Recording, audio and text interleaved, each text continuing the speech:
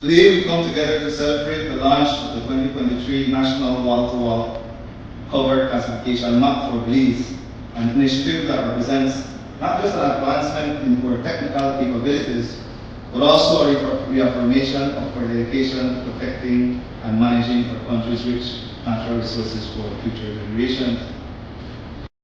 The work with Belize falls within the context of thematic work that we're looking at regarding ecosystem mapping and management and monitoring of carbon.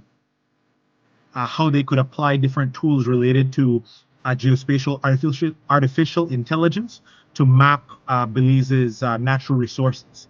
And so essentially on the survey side, we're just providing some support to that, but ultimately it's ultimately we're just backstopping these local scientists like Mr. Correa and others. No? For instance, in addition to the software being used, for instance, the data that you mentioned, the satellite imagery that is being used in this exercise, it's all freely available. And so, for instance, the imagery that's being used is from a NASA series of satellites called Landsat, but the software itself, the team there has been using software called ArcGIS, and they've also been using another software called Google Earth Engine, which the team has free access to. Maybe just one thing is to recognize the excellent scientific capacity that people in the country have. Top-level professionals who are working in the Forest Department, like Edgar, like Corin, like Carlene, and others, and also just to encourage, I know that there are students from the University of Belize who are also being involved in this process, and just to show that Belizeans can take these cutting-edge technologies and apply them for sustainable use of our natural resources. This process has been extremely beneficial for the country. We have a great collaboration between government and non-governmental agencies. By utilizing the Google Earth Engine tool, we've been able to process a lot of information that we wouldn't have been able to do in the past.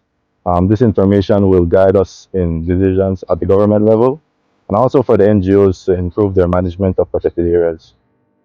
Protected areas management is a big part of what we do, and we need to ensure that we know what is happening on the ground, especially around the borders of our protected areas.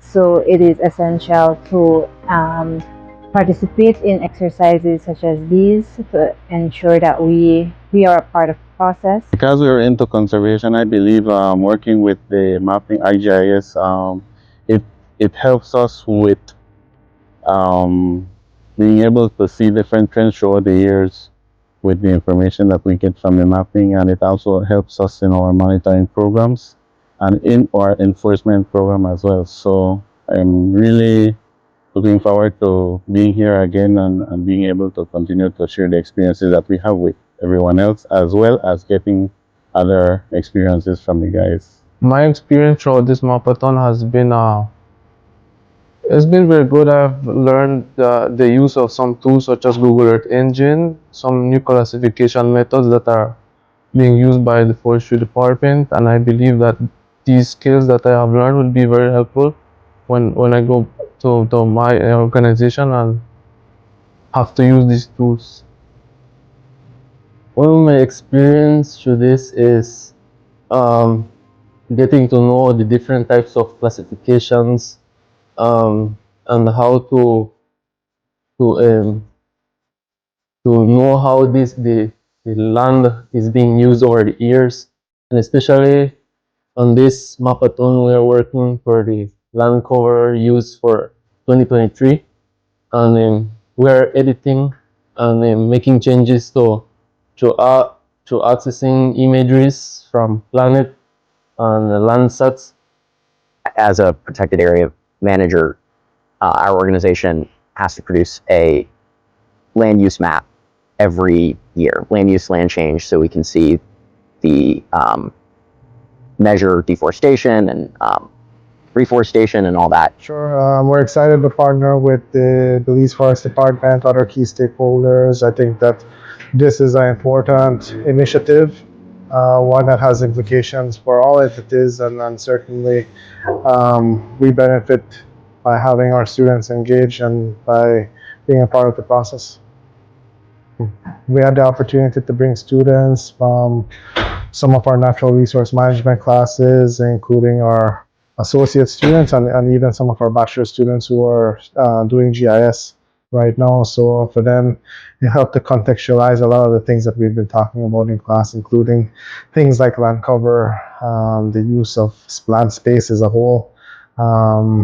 So for them, it's a valuable learning experience, one that it takes it beyond the classroom, that helps them to really be able to understand the broader implications and to be able to see like the actuality of the work that needs to be done.